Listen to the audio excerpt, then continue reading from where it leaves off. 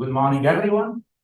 And I'm really pleased because I'm presenting a seminar of a project I'm part of. And today we will have this seminar about using the moon as a big antenna for gravitational wave. And in particular, the project is called the Lunar Gravitational Wave Antenna, LGWA, which is ongoing since 3 years, almost 2 years and a half. And the speaker today is a professor at the Gran Sasso Science Institute. He has earned a PhD in Germany at the Einstein Institute, and then he moved to the US to work at LIGO, and then he came back to work at Virgo. So he's the gravitational wave guy. And I'm really pleased to introduce our speaker for today is Jan Arms, and he will speak about using the moon for detect gravitational waves. So welcome. Thank you. Yeah, thank you for inviting me. It's really good to be here at IAPS finally, my first time. And I hope I'm going to convince you that we have come up with a nice idea for a mission to the moon, where we have a lot of astrophysics, lunar science, geosciences combined in one element. So before getting into the science of that mission, let me present a little bit with one slide ourselves. So we exist like since 2-3 years. We are a collaboration, I would say, people kind of supporting this concept, trying to work on the different problems to prepare the designs and so on and so forth. Payload development, things are already happening. We are at this point already 186 members, and I would say, you know, more than half of these people are really actively participating in discussions, in analyses and all of that. Italy is by far the largest part of that in terms of the collaborators. So more than half of the members are from Italy. India, USA, Germany, Switzerland, in the order of number of people is are important too. And then even countries with a smaller contribution in terms of people are important because they are working, for example, already on payload developments. I will come to this later. Now we are organizing ourselves in 3 working groups: gravitation wave science and multi-messenger astronomy, lunar science exploration, and payload. So I will explain in the first part why lunar science and exploration is so important to us, even though we are certainly a gravitational wave mission with astrophysics, cosmology, and all of that. But still, we care very, very much about lunar science exploration. That's not just something we add because we can, but it's really a very deep connection between to this field. Yes, we are happy already to have many early career scientists being involved and participating. We are also organizing meetings regularly. For example, in the last 12 months or so, we had a meeting in Bern and an ISSI forum, in LGWA white paper kickoff meeting, and GSSI workshop on lunar gravitational wave detection in India, which for us was a very important event because we made very good contacts to ISRO, and I will come back to the Indian Space Research Organization. I will come back to this on my last slide, actually, why this is such a good link to have. And we are now going to have a meeting in Catania in October. All right. So, well, I guess most of you, or all of you, know a little bit about gravitational waves, but let me just show you. This is like a video that ESA made, and it is essentially showing what a gravitational wave does to space. So, of course, you know, space and relativity is space-time, there's general relativity and all of that, but this is one way to see it. If a gravitational wave propagates through space-time, through space, then this is the kind of deformation that it produces, for example, on an assembly of freely falling test masses that we have in the space. So they would be, you know, a circle. If they describe a circle, then the circle would be squeezed into ellipses, and this is a fluctuating kind of phenomenon. Okay, so now what is the idea? When such a gravitational wave, which propagates at the speed of light, passes an elastic body, it is doing that. And it is producing essentially quarter-polar vibrations of that object. And then all you need to do in principle is put a sensor, for example, inertial accelerometer, on the surface and try to measure these surface vibrations. Now, these, of course, that amplitude is widely exaggerated by something like 20 orders of magnitude. So we are looking for very, very, very small effects. So we have to essentially be able to resolve things in the picometer to femtometer regime to be able to measure the signal from a gravitational wave. Okay, now more about this. So we don't really know, because the thing is how the gravitational wave really couples to the vibrations of the moon depends very much on its internal structure. And depending on frequency, it becomes even more complicated. So essentially, in this plot, what you see is in the frequencies from 1 millihertz to a hertz. So you see a model of or simulation of the produced surface vibrations for unit gravitational wave strain. So here, it's 10 to the 6 meters of surface vibration, but of course you have to multiply this now by the gravitational wave strain, which is of the order of 10 to the minus 20, 19, 18, something like that. So you get them to very low actual surface amplitudes. Now, what do you see here is the following. I said that the response is in terms of the quarter-polar vibrations of the moon. So what you can do is you make a normal mode simulation where you pick essentially the quarter-polar modes. And then there's some recipe that tells you, okay, if you have a certain quarter-polar mode with a certain frequency, quality factor, and so on, then it excites a certain amplitude of that mode. And you see that there are like peaks all over here, which is because these normal modes, of course, have resonance frequencies. And on these resonance frequencies, your response is enhanced. It depends then on the quality factor of that mode, how strongly you enhance the response of the moon to gravitational waves. So it's pretty much like a bell, and you just ring it at different frequencies. And this kind of simulation you can carry out, and then for upper frequency you have to. So essentially, there are many orders of these quarter-polar modes because essentially, across the surface, it always looks like a quarter-polar mode, of course. But when you look in radial direction, then you get like, the low-order modes have like just one kind of oscillation. The high-order modes have like many oscillations in the radial direction. So this is how, when you include all of the orders and sum them up, then you can get essentially a response model to higher frequencies. But the problem with that simulation is, and this is why we have to do much more still, and we're coming to show more of this in the next slides. When you get to the higher frequencies, the response depends more and more on the regional geology. So while the model here for the response here depends more on the larger scale internal structure of the moon, when you get to higher frequencies, it becomes more and more dependent on the local features at the deployment site. And so topography matters, geology matters in that region. And so we do not have really good models there. We know something, the normal mode prediction at this frequency band here, if you look at the height of the peaks here, it's like quality factors of 10 or so. That is not consistent with Apollo observations. So the seismometers observe moonquakes, and they observe, first of all, they could infer from their seismic observations quality factors of the ground in the thousands, which is probably explained by the lack of water.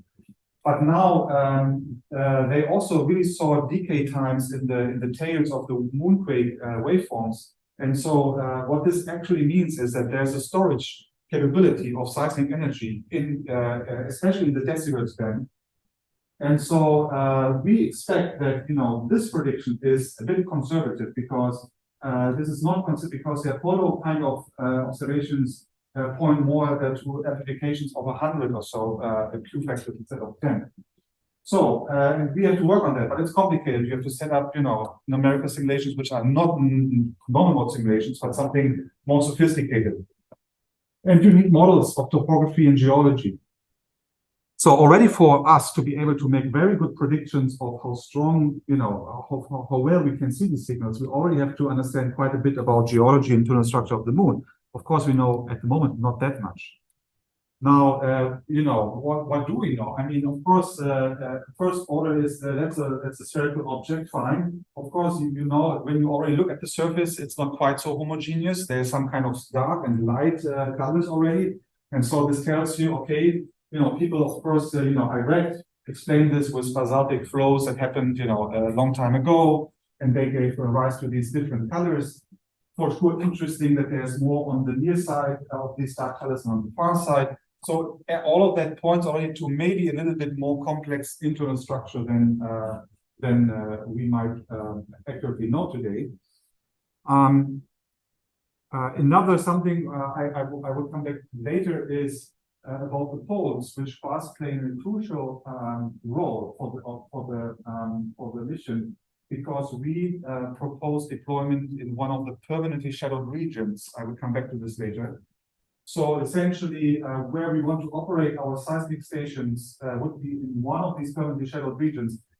Luckily, this is good for us in some sense. It's bad for us because it's actually not so easy to deploy anything there. Nobody has done this yet. That's our problem. But the good thing is that everybody wants to do something in the permanently shadowed regions. So we are kind of now in the situation that everybody wants to go there, but nobody knows how. And this is kind of defining a little bit most, on the large scale, the timeline of our mission, because if as long as the space agencies haven't figured out how to deploy things in the permanent shadows, we cannot really go far. But in any case, the interest is because of the ice, of course, that people know to be there. How much exactly is maybe not really known, but in any case, people think that there's for minerals and ice, there's a good reason to go to these permanently shadowed regions. Fine. But this is the level of understanding that we really need in the end. Because I said there's, when we go to higher frequencies with our gravitational wave observations, we have to care more and more about the regional geology and topography. So in reality, this is kind of a model that we have to produce for the deployment side.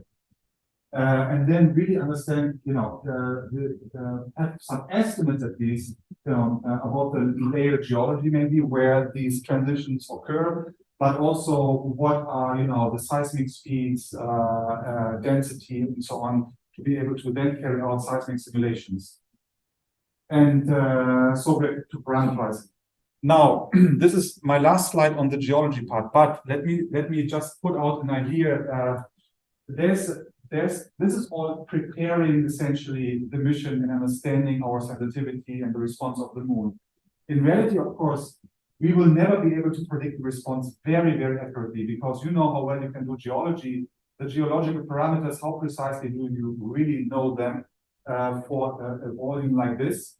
So we cannot really hope to get very precise information ever to do this accurately. But to do gravitational wave detection, you need very accurate calibration of your signal. Otherwise, you are biasing all your signs because you have to make parameter estimation of your gravitational wave source and all of that. How do you get there? We have a trick. Essentially, what you can do is, and I will show a little bit how this works later. There will be sources that we can observe with LGWA that can also be observed later or before by other gravitational wave detectors.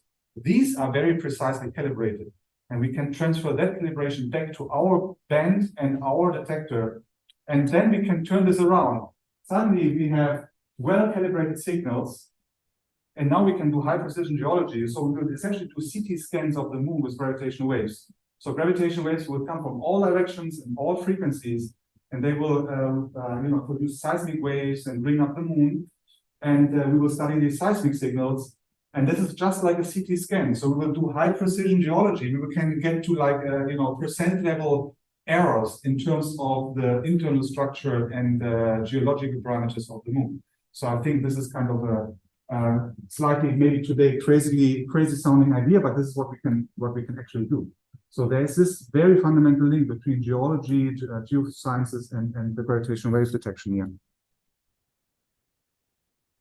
Okay, now one step towards gravitational waves. This idea is not new. It was already done during the Apollo era. There was Apollo 17, And Apollo 17, so the crew was deploying a gravitational wave detector on the moon already. So that instrument was really for gravitational wave detection and was conceived by a gravitational wave experimentalist. His name was Joe Weber.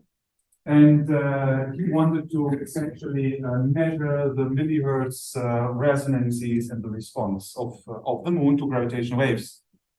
Now, we know today that instrument it was an excellent, I mean, the way it was, performing on Earth, it was just a very, very good instrument. By the way, all of these Apollo broadband instruments were like fantastic, even compared to the today's standards, very, very good instruments. That one was really working well on Earth, but then there was some kind of miscalculation connected to the change in gravity. And so on the moon, it didn't work. And then the astronauts were not able to balance the mechanics because of some misdesign of the instrument. So it actually did not really work at all with good performance on the moon. There is some data and people have looked at them, but essentially it didn't work. But the same idea was before already used on Earth. So of course, Earth is the same thing. The problem is just that, you can then look at the vibrations at millihertz or so, and then you can find upper limits on the gravitational wave amplitudes propagating through Earth. And of course, when you look at this, we are like talking about 10 to the minus 11 strains. So compared to what we really believe the amplitudes are, 10 to minus 18 and so on, that's also going to the wave. And the thing is, of course, the problem with Earth is that there's too much noise. And it's essentially the atmosphere, above all the atmosphere, but then at some frequencies also the ocean, and at even higher frequencies, human beings, but they don't really matter too much. But it's essentially atmosphere that causes a lot of noise. And so the upper limits here were not so good. Okay. Anyway, the idea is not new. That's where it comes from. Now, LGWA is almost like that, but now we have to do a few more steps to really reach the sensitivity that you need to detect gravitation. And so there are several also magnitudes that we have to gain in sensitivity compared to the Apollo, what the Apollo's measurement would have been. And so first of all, of course, so what you see here is a crater essentially, and then you have an array of 4 seismic stations. You can maybe forget about this laser link here. This is not really fundamental to the measurement. This is just for us one of the early ideas that we had about powering that experiment, because ESA doesn't really use nuclear energy. And so we thought like, okay, then we have a problem. And so if we want to do everything with ESA, then somehow we need another source of energy. And the laser or microwave power beaming is one of the things that is being studied. I think today the scenario is more likely going back to nuclear energy, because I think we will just try to find partners working with us who can fly such systems to the moon. Anyway, there is a kilometer scale array, so and it's in a permanent shadow. So why that? The permanent shadow really makes it very hard for us to realize that thing. So why do we go into a permanent shadow? So first of all, and this is really the most important thing, these are cold regions, and they also have a very high thermal stability. The stability is really what we are after. We do not care that much. I mean, even the temperature being low for us is good because of the instruments that we operate. But more important is the stability, because the ground itself, but also the lander and the seismic, the seismometer mechanics, all respond to temperature changes, and this would completely dominate our signals. And some effects were also studied already with Apollo seismometers. Essentially, in the horizontal channels, they had a lot of excess noise, which came from ground tilt, and that ground tilt was thermally produced. So we know we have to avoid this altogether, all this excess noise. And so we go into these into the PSR. We believe, unless you do something even more crazy, like burying your seismometer a meter underground, you could do this as well, where people predict the temperatures to be very stable. You could do that as well, but then probably you need or some really complex robotic mission or astronauts doing something for you. So at the moment, we find that scenario even more complex. So we are going for the permanent shadows to get this temperature stability. The array is important because if you look at the estimates of the seismic vibrations that you have all the time, because of not of moonquakes so much, because they are relatively rare still. Of course, it depends a little bit on magnitude, but mostly because of the well, meteoroid impacts. And so the even small, tiny meteoroids, like gram masses or so, if there are just enough of them, they can produce like an important continuous vibration of the moon. And so we have to be able to distinguish between this seismic background and the gravitational wave signal to really be able to get to this femtometer sensitivity that we want. And that's where we need the array. Okay, that will help us because the gravitational wave signal across a kilometer is identical in all seismic stations, more or less identical. Of course, seismic waves will have some kind of phase delays because of the propagation of the seismic waves. So that about the why it looks like that. Now, for us, that is the PSR. But what is really the key about the moon is the seismic background, which is many orders of magnitude lower than on Earth, because there's no atmosphere, because there's no ocean. And so, that here between 0.1 and 1 Hertz, you see like a histogram of seismic spectra recorded with Apollo 16. So here there's a curve 10 to the minus 8 meters per square of Earth. So this is the power spectral density of the seismic vibrations. So here on Earth, you have a minimum, which we call the low noise model. So essentially, when you measure seismic vibrations anywhere on Earth, and you put all of these spectra together, then you can put a lower limit to all of these spectra.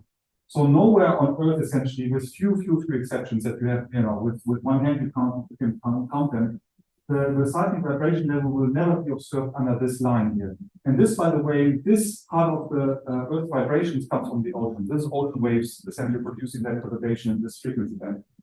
Now, the Apollo missions already said, most of the time, sometimes there were strong seismic signals, that was moonquakes, for example. Most of the time it was measuring this level of seismic noise, but that is actually not seismic noise, that was the instrument noise. So the sensitivity of the Apollo seismic models was not good enough to really see the continuous seismic vibrations of the moon. Okay, now we don't know where the seismic background is, but there are models. So people at IPGP, for example, modeled the seismic background, the hum produced by meteoroid impacts, which are predicted to be the dominant effect here, and they predict the background to be below 10 to the minus 13 in this band, and it might even get lower, and then you can use the array to even reduce it, and so then you see that's how we approach the 10 to the minus 15 in that band. But I will say more about the sensitivity later. Anyway, but the seismic, the properties of the seismic field are anyway difficult on the moon, because if you compare moonquake waveforms, for example, between Mars, Moon, Earth, you see that that there's something happening on the moon, which is almost diffuse scattering of the seismic waves. We don't know. There's a lot that we still have to understand and be able to model as well, to make accurate predictions of the seismic background and how to mitigate it. Okay, now this is like a sketch of the instrument we want to build. This is also published in a paper led by George van Heiningen, who's really taking care a lot about the payload development at the moment. So this is a compact but still low frequency kind of seismic sensor. We call it Watts linkage because it has what we call spring anti-spring dynamics. To essentially, there are tricks to soften your dynamics a little bit, move the resonance frequencies of the system to low frequencies, even though the instrument is very compact. And then we will essentially, starting from the, let's say, 40 Kelvin environment of the PSR, we will then have, in addition to that, absorption cooler, low vibration free. The details we don't yet know, but we want to get from the 40 Kelvin to 4 Kelvin, because then this can be operated with superconductors niobium. Well, I mean, this year is depending on the material, but let's say something like 20 centimeters. Then about the scale, about all of that, I don't really know yet, because we have not yet designed how we implement the absorption cooler. I think in the end, the height of this thing can still be like 20, 30 centimeters, and then we will fill the platform with absorption cooler. And in the end, we will even have two of these Watts linkages because we want to monitor the displacement and to along 2 orthogonal horizontal directions. And okay, and so then of course you need platform leveling and all of that, and there are various components. And the problem here is that all of this has to function at 40 Kelvin, which is one of the things which adds again to our timeline, because nobody really has done this yet, you know, to operate such a complex system at 40 Kelvin continuously. Okay, so the readout, by the way, I should mention. So here it is more indicated maybe with a squid. So we call it readout and using a squid amplifier. In reality, the baseline design that we are currently following is laser interferometry. So we have like a compact laser interferometer, a very tiny, you know, optical readout here, very high precision, which essentially, you know, builds on experience that people have already with LISA Pathfinder, for example. So we had like a, you know, 35 femtometer readout already demonstrated in space with LISA Pathfinder. So there are important differences between the how LISA Pathfinder works and how this looks like. But still, the laser interferometric part can, in principle, we know in space we realize with 35 femtometer at least. That's demonstrated. And the people who invented that kind of know how to get to the femtometer level. I mean, they have ideas, let's say like that. We are not there, of course, in laboratory. Now, there's something else. Nobody will ever, you know, select a mission like that and fly without having more information about the moon itself. We have to really collect information inside the permanently shadowed regions. So this is why we proposed to ESA last year already the soundcheck mission, which is like, essentially, it has even, we might even see gravitational waves with that. But what this essentially is a single seismic station deployed in a permanently shadowed region, and mostly to learn more about the seismic events that happen in that region, and to monitor other important geophysical parameters like magnetic fluctuations, temperature, and all of that. But certainly the key here is the understanding more of the seismic events and also technology demonstration. So, and that was now selected with, you know, 20 other, I think, ideas into the reserve pool. And people who are familiar with that, I mean, we don't really know what this means. It is kind of a pool where everybody is waiting for a launch opportunity, which we don't know when or if it will come up. We are waiting for PSR launch, which is something that is not among the first ones to go to the moon. So we will see about that. But in any case, we are working on this ESA on activity requirements, and so on and so forth. So things are proceeding. For us, it was nevertheless important because it has really helped us to, you know, start talking to the right people, and maybe also as a first step towards a CDF study inside ESA, which for us will be important for things like thermal management and so on.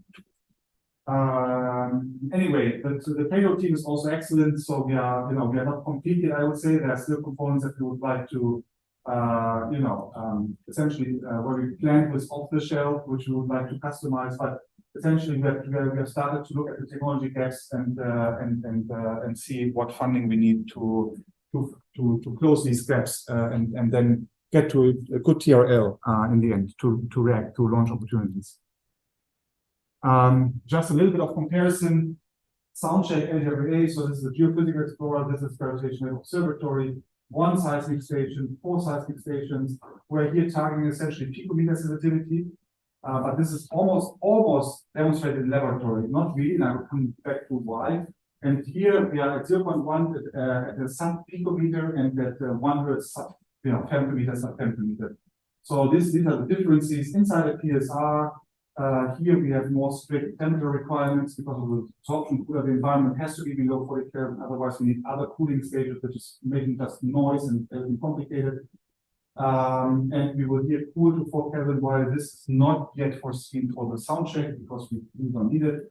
Laser interferometric will be the readout for soundcheck. Here we are also investigating parallel superconducting squid, superconducting quantum interference devices, amplifiers, and coils, superconducting coil readout. Anyway, so this is just to clarify a little bit, you know, the relation between soundcheck and LGRA in terms of technologies. Okay, quickly, these are some targets of the sensitivity. So essentially, this is the seismic background level that was predicted in the Desert band by people like Pivonier and IPGP who worked on this with simulations. This is the targeted of a single seismometer, the targeted sensitivity. So you can see essentially that it goes from, well, here. No, actually, I think it's not a single one. This is all of the channels combined that we have. The spacing sensitivity. So we are getting here to sub 10 to minus 13 even. Here is sound check, so here we are more at the picometer level anyway. And in relation to what commercially is at the moment state of the art, that's the blue line. Of course, one should not be too skeptical about that because there are few, there are few orders of magnitude difference already between green and blue. But one has to keep in mind there was never really a demand for more sensitive seismometers on Earth. Why? Because there was always this gray curve, which is the seismic background, the minimal seismic background on Earth. It doesn't make much sense to be more sensitive than that curve with your instrument, because that always acts as a background noise for all measurements on Earth. So if you want to analyze earthquakes, you don't need anything better than this. Today, it's not strictly true anymore because instruments like LIGO, Virgo, and Einstein Telescope, Cosmic Explorer, all these long baseline laser interferometers, they are also asking for much more sensitive seismometers. Compact devices that you can deploy inside vacuum, for example, to make active seismic stabilization and vibration control. And so we are already, for that reason, working towards orders of magnitude better sensitivity for Einstein Telescope operation. And this is where we are also profiting from. The whole payload team, or much of it, is actually composed of the top experts in the Virgo and LIGO communities for these developments of the sensors. So one of the things that one should not forget is if you build such an instrument, you have to somehow convince people that it performs as you think it does, according to design. And so how do you do this? I said, like, Earth is maybe 7 orders of magnitude, louder than the Moon. So how do you ever, demonstrate picometer at 0.1 hertz, femtometer at 1 hertz? How do you do that? So you have to try to copy the Moon as much as you can on Earth. And this is something that we're doing at LNGS. So through PNR, which came as first as a miracle, later as a nightmare. So now we're kind of getting out of it again. But we got this facility funded, and we have now published the tenders.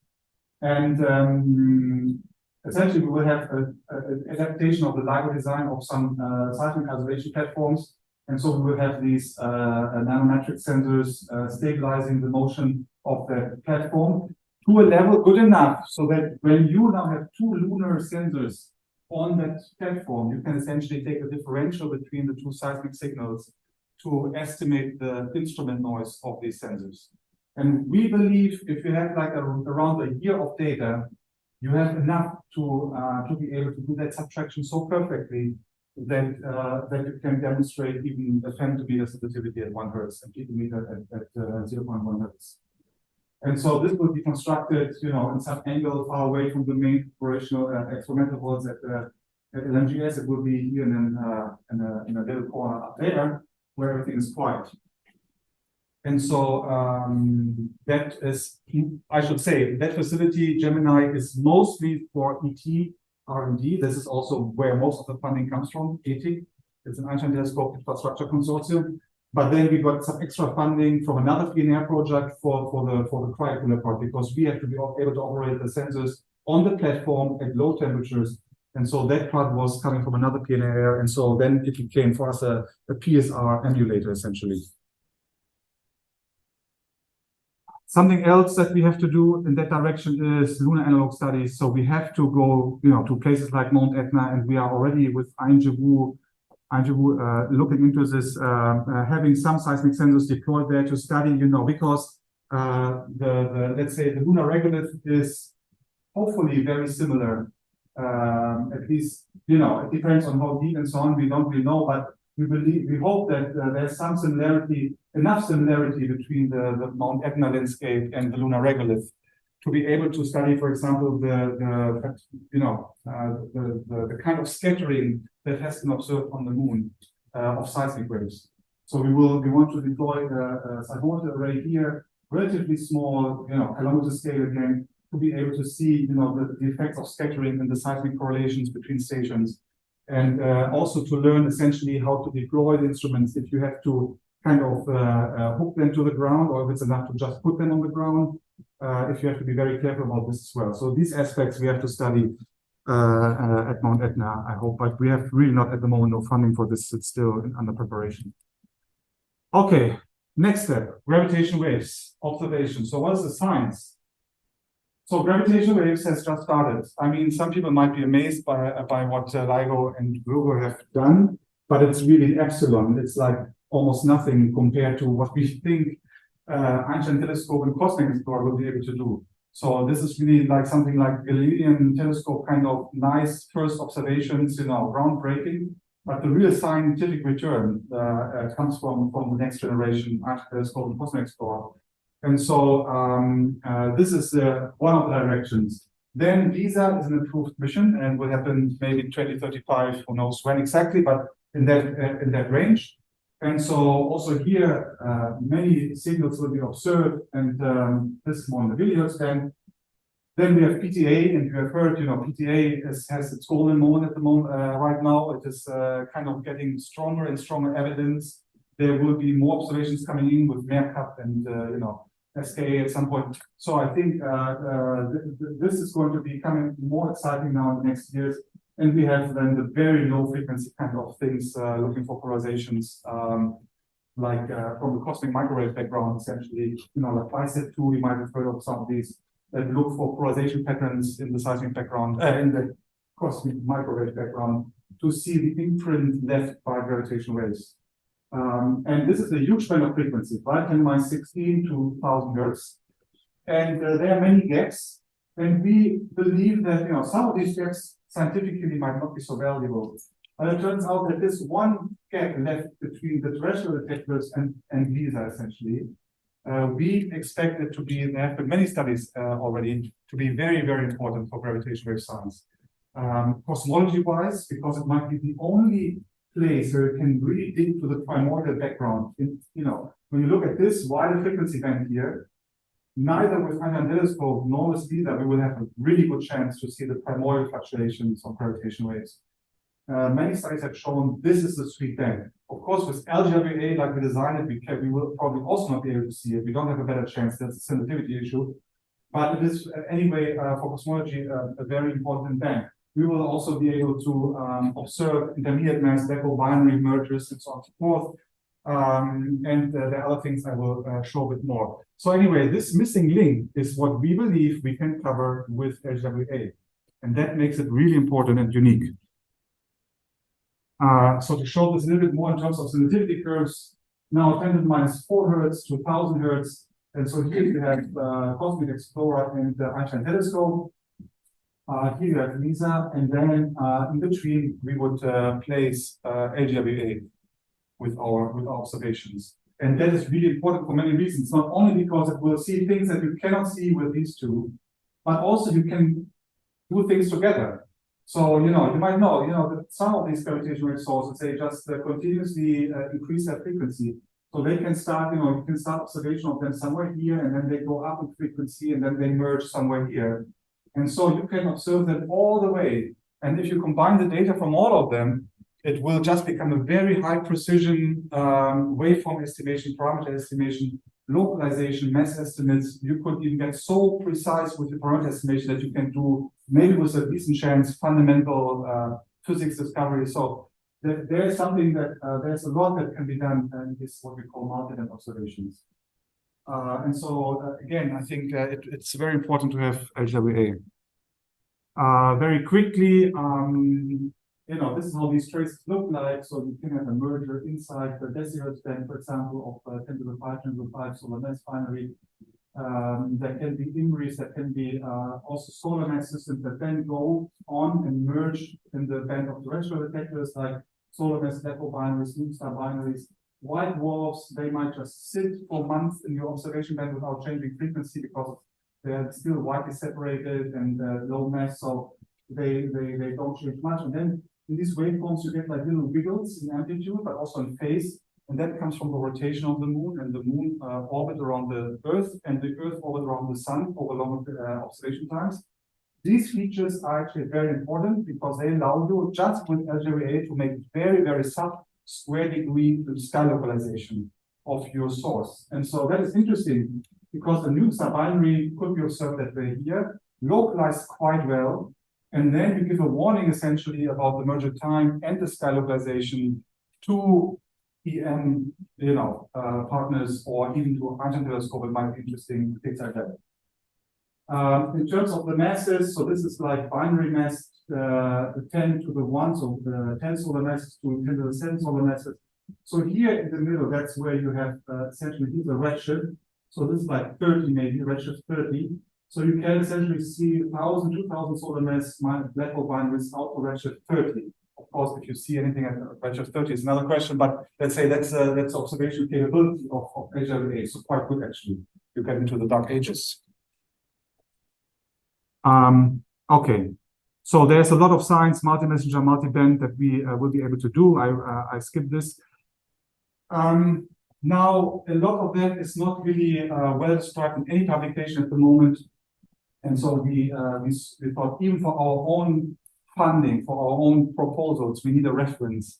We need like a document that has it all. What we need to do now to prepare the mission, what we can do with LGRA data. And this goes into a science white paper that is under preparation. We hope by the end of this year we will have a good draft that we can share with some external reviewers. So there's all the lunar science part, regolith composition, ground tilt response, geological modeling, solar illumination, surface temperature, all the gravitational wave science and super multi-message observations. So there are really, luckily, we found experts on these topics to work on all of these sections. And this is for us, of course, a milestone for our collaboration to move on. Okay, so now that is all great. I think when you think about the science, the connection to lunar science and so on, the gravitational wave science, I personally, I'm fully convinced, of course, it's amazing. But how likely is it really to get it off the ground? Because it's a complex mission after all. And so what I think is what stands, one has also to look a little bit at the cultural things happening. We are, and I mean, we should all know this, we are in the phase of lunar it's a new era of lunar exploration. Maybe it's starting slowly at the moment. It's not, maybe some people were hoping for even faster. It will take time, but we are there. We are getting there. We are definitely seeing progress. If you see at also the latest success of India, Israel, which I will also show on my last slide. So we are kind of in an exploration phase, and I think this is not only scientific interest, this is just humanity wants to make the next step. And while most of this is not scientific, I think scientists will profit, and I think there will be opportunities to proceed. And I mean, we had like, more than 100 years ago, a similar situation with the Earth's South Pole, and they arrived to 1911, and I guess they might not really have had any concrete ideas of what to do there, but they were there. And at some point, people did things. They created the Amundsen Scott South Pole Station. They created the IceCube Neutrino Observatory. So I think it takes time, but if you have good ideas, then things can happen. And I hope that this is kind of the vehicle that we are on with LGRA as well, and many other very exciting missions that people propose for the moon. And so my last slide, just the latest news from space for us relevant. Chandrayaan-3, it's in many ways an amazing mission. Of course, you might have heard the very latest news was not entirely positive, but let's start with the positive news. It was deployed, and it was a complex mission. It was a South Pole, region deployment. The total mission cost under 17 million. That's kind of amazing. I don't know how it is. In any case, it was deployed, it worked well. There was even a seismic instrument put on ground and it measured some events. It was not extremely sensitive, it was a managed thing, but anyway, the demonstration was impressive. It saw, for example, the rover that was deployed moving around. In that sense, first step was very successful. Then it was going into a sleep and it didn't wake up. So maybe that's the one thing, if that had worked as well, it would have been the full success. But I find this already pretty amazing. So essentially, when I saw this, and I've, lunar South Pole region and so on, it's not PSR. It's still more complicated to do things in the PSR, but I found like, okay, this is a very large step towards, deployment inside PSRs for less than 70 million euros. And so I thought like, okay, maybe we are not so crazy after all to wish for Azure AA because things might actually change in the future. And that's where I want to stop. Thank you.